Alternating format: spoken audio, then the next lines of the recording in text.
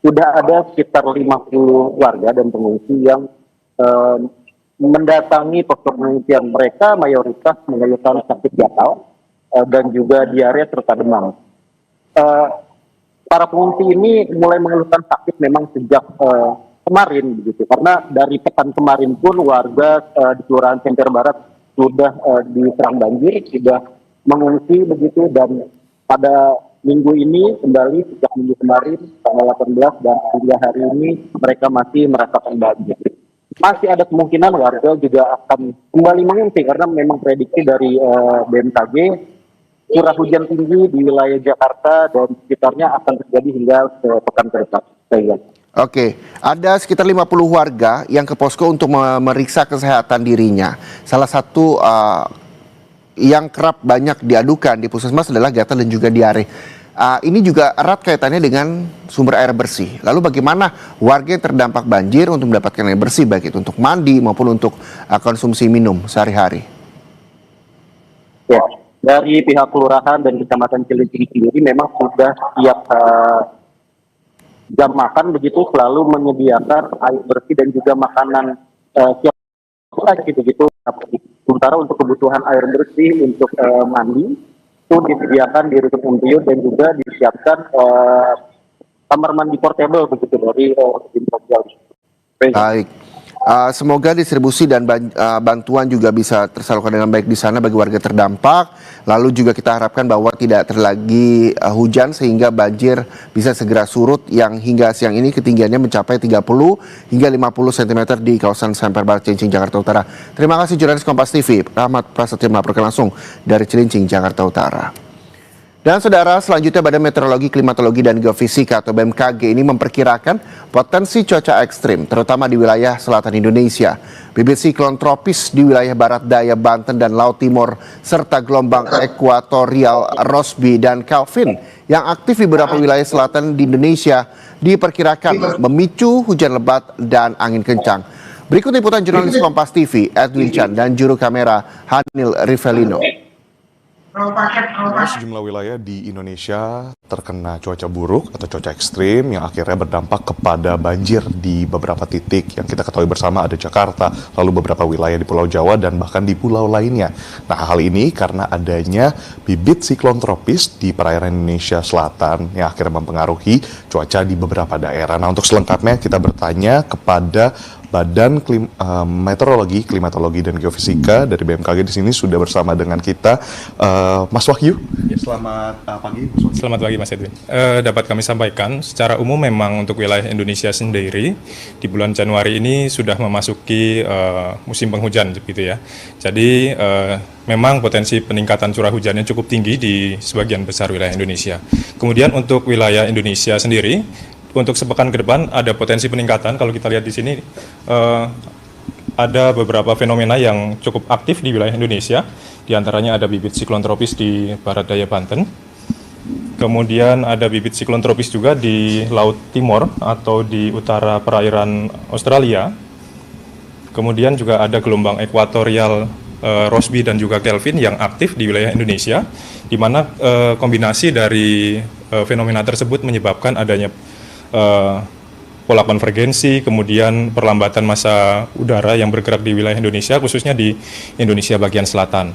Nah, beberapa provinsi yang perlu waspada atau diperkirakan akan mengalami peningkatan potensi hujan, diantaranya di Bengkulu, Lampung, kemudian di hampir seluruh Jawa, mulai dari Banten, Jakarta, Jawa Barat, kemudian Jawa Tengah, Yogyakarta, Jawa Timur, Bali, Nusa Tenggara, hingga Nusa Tenggara Timur, begitu.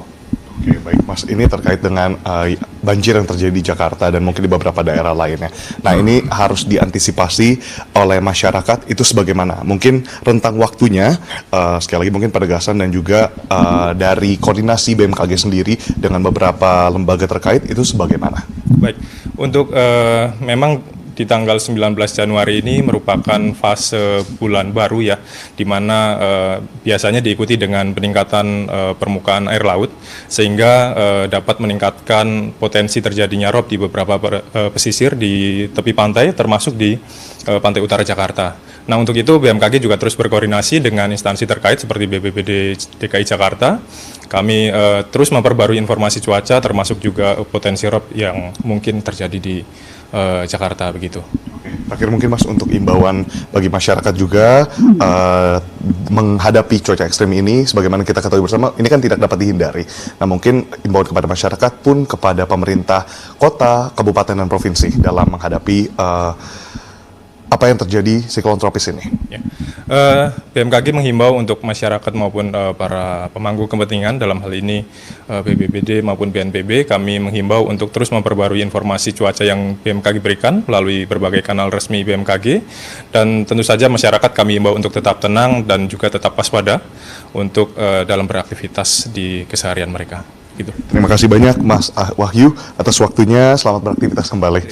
Nah, saudara, itu yang tadi menjadi perakiraan dari apa yang akan terjadi, cuaca ekstrim, cuaca buruk yang mungkin dapat kita antisipasi bersama. Nah, harapannya masyarakat yang ingin bepergian keluar, terutama mereka yang harus tetap bekerja dan bermobilisasi di luar menghadapi cuaca ekstrim ini, dapat kemudian mempersiapkan safety kit seperti itu ya, mulai dari hal-hal dasar seperti payung, jas hujan, dan juga tentunya menjaga kesehatan selalu. Edwin Chan, Henry Rivelino, Kompas TV, Jakarta. Banjir tak hanya melanda kawasan Jakarta dan sekitarnya, saudara. Di Karawang, Jawa Barat juga dilanda banjir, dan kami mendapat informasi bahwa Wakil Presiden Gibran Rakabuming Raka meninjau langsung lokasi banjir di Karawang, Jawa Barat. Informasi lengkapnya kami hadirkan usai jeda di Breaking News Kompas TV.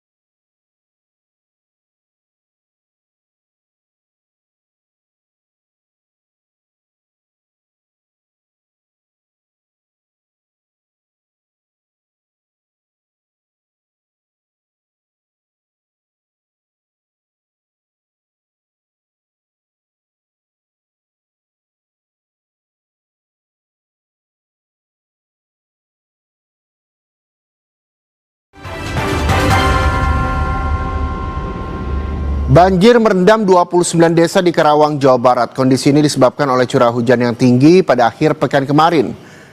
Berdasarkan pantauan udara, banjir merendam permukiman warga di sekitar Sungai Citarum. Permukiman yang terendam berada di 29 desa yang masuk dalam 8 kecamatan. Ketinggian air berkisar 1 hingga 2 meter. Berdasarkan data Badan Penanggulangan Bencana Daerah Kabupaten Karawang, ini sebanyak 33.391 jiwa terdampak. Hingga sebagian diantaranya mengungsi. Untuk membantu para korban banjir, pemerintah setempat membangun dapur umum serta menyiagakan personil SAR gabungan.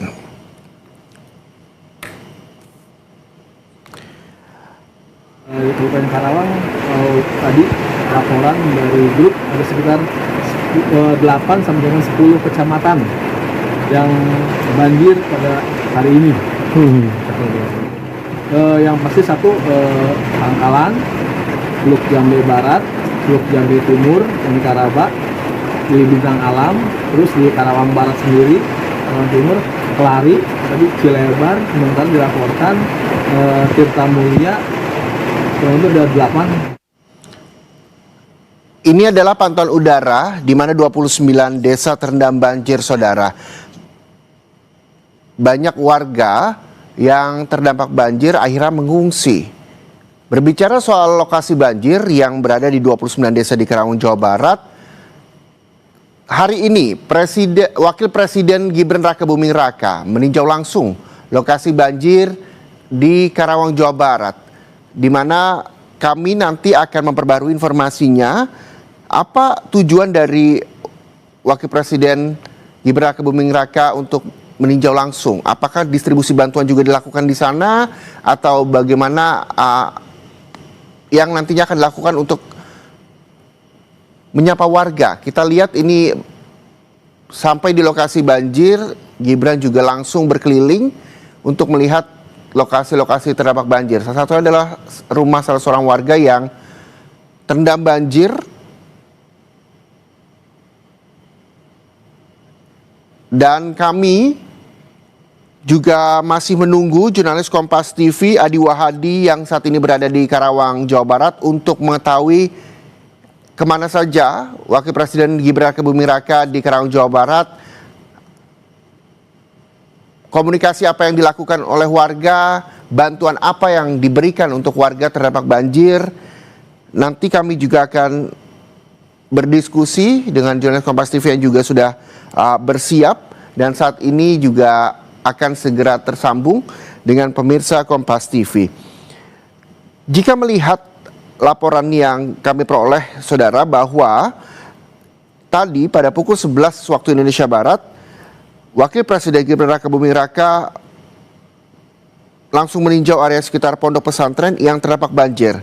Selain itu juga Wakil Presiden Gibran berdialog dengan warga serta menyerap aspirasi masyarakat terkait penanganan bencana.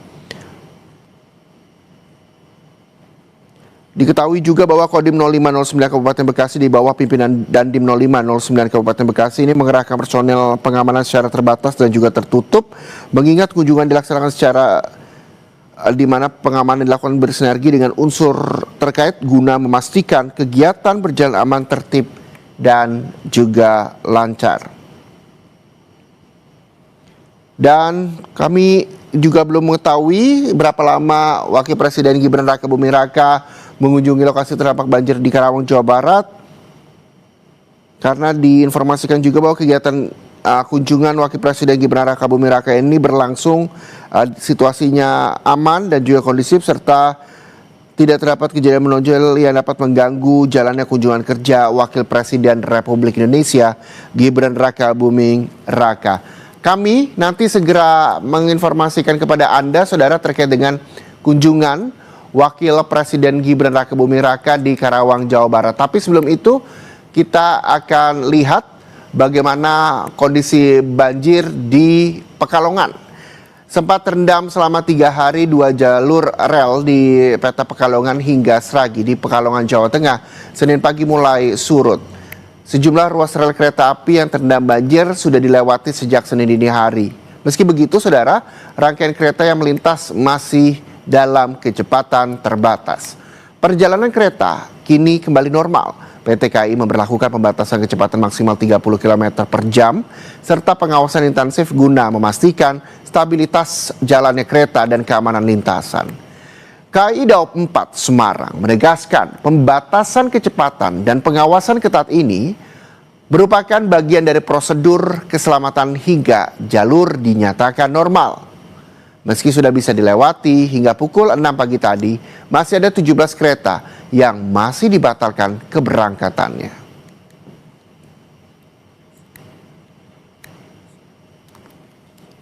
Perjalanan tersebut dilakukan sebagai langkah pengamanan, mengingat kondisi lintasan hingga saat ini masih memerlukan penanganan dan juga pemantauan lanjutan guna memastikan keselamatan perjalanan kereta api. KAI Daop 4 Semarang masih terus melakukan berbagai upaya percepatan normalisasi jalur kereta api tersebut agar perjalanan kereta api dapat kembali berjalan secara bertahap dan aman serta normal kembali. Banjir juga menerjang wilayah Kabupaten Pekalongan, Jawa Tengah, di mana relawan gabungan dan juga polisi Polres Pekalongan mengevakuasi bayi yang berusia 15 hari dan ibunya yang terjebak banjir di Desa Pait, Kecamatan Siwalan, Kabupaten Pekalongan, Jawa Tengah. Tidak hanya bayi, saudara, petugas juga mengevakuasi lansia ke tempat yang lebih aman, di mana proses evakuasi berlangsung dramatis. Petugas harus menembus arus banjir. Kapolres Pekalongan menyebut polisi bekerja sama dengan TNI, BPBD, dan juga sukarelawan memberikan pelayanan maksimal kepada seluruh warga terdampak banjir. Para pengungsi membutuhkan selimut, makanan siap saji, obat-obatan, dan alas tidur. Desa Pait menjadi wilayah paling parah terdampak, terutama di Duku, Babadan, Grapyak, Tugu, Tausit, dan Pait. Ada 323.003 jiwa yang terdampak dan seluruh rumah warga terendam banjir.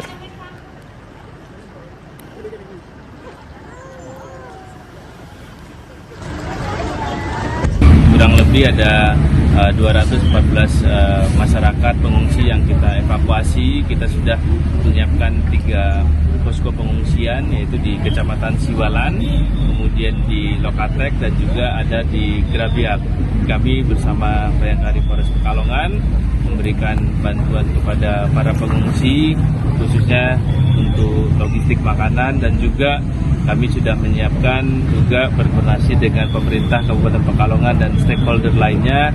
Kita berupaya tetap memberikan bantuan kepada seluruh masyarakat yang terdampak banjir, baik itu melakukan evakuasi ataupun juga kami mendatangi lokasi-lokasi titik banjir yang mana masyarakat mungkin masih belum terevakuasi semua.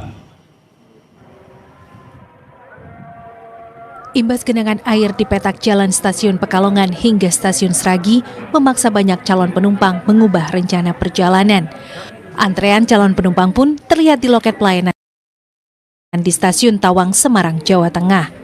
Sebagian penumpang memilih melakukan refund atau pengembalian dana tiket untuk berpindah ke moda transportasi lain seperti angkutan antar kota atau travel dan juga bus. Sementara sebagian lainnya bertahan di area keberangkatan menunggu informasi lanjutan terkait jadwal perjalanan kereta api. PT KAI Daop 4 Semarang mencatat selama 2 hari telah melayani pembatalan sebanyak 4.915 tiket. Sesuai ketentuan, PT KAI memberikan pengembalian biaya tiket 100%. Antrean pembatalan dan perubahan jadwal tiket juga terlihat di stasiun kereta api Cirebon, Jawa Barat. Banjir yang merendam stasiun Cirebon membuat sebanyak 28 perjalanan kereta api dibatalkan. Di antaranya Argo Bromo Anggrek, Argo Sindoro, Blambangan Express, Brantas, hingga Sembrani tambahan. Selain pembatalan, 7 perjalanan lainnya terlambat akibat pengalihan rute dan pembatasan kecepatan dengan kereta yang semula melintasi jalur utara dialihkan ke jalur selatan, menyusul banjir di wilayah Daop 4 Semarang. Tidak hanya di loket layanan perubahan tiket, antrean penumpang juga terjadi di area pintu masuk. Sementara sebagian penumpang masih menunggu kedatangan kereta yang terlambat tiba. Usai sudah, saudara, breaking news soal banjir yang melanda wilayah Jabodetabek dan juga Karawang, Jawa Barat. Informasi selanjutnya dapat Anda perbarui di program-program kami selanjutnya. Dan jangan kemana-mana, usai jeda, kami akan hadirkan Jurnal Merah Putih bersama rekan saya Renata Panggalo untuk Anda. Tetaplah di Kompas TV, independen, terpercaya.